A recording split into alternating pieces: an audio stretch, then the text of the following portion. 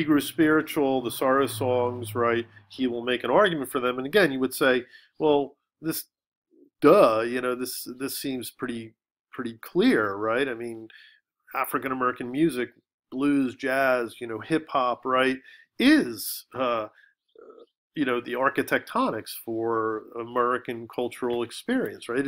It's at the heart of everything that we know about American music and everything that we love, right? And it's like, it seems like, like the argument he makes is like the argument that we make every day for uh, African American music, right? But at the time, he had to make an argument for it, and he makes a pretty stunning argument, I would say. So it's a great musicological analysis that he makes here, right, in this chapter, right? So he highlights these songs, right, the Negro spiritual, African American spiritual, right, um, origins, right? So there's this gospel aspect, there's this blues aspect, there's this jazz aspect, and you can even see the beginnings of sort of hip hop, rap, sort of ideas that are being developed here. Okay, uh, and so he analyzes it. He doesn't really. Again, he says, uh,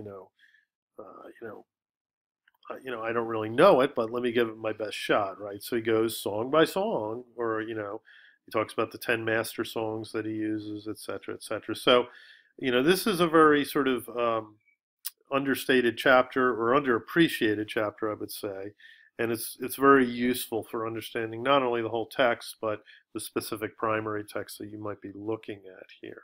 Okay, so that's the sorrow songs, and he ends up by saying, right, that again, that just like with African American faith or the African American church, African American music, right, is something that uh, arises out of slavery, arises out of a negative, arises out of a marginalization, and yet at the same time, it synthesizes, it adapts, it evolves, right, and becomes this unique, quintessentially American thing.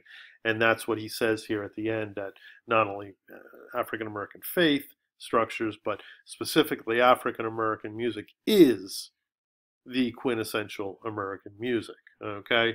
And so, again, something that we probably take for granted in the 21st century, but in late 19th, early 20th century, this is an argument that has to be made. Okay. So there you have it with your primary and your secondary chapters, some reading apps for you. Good luck.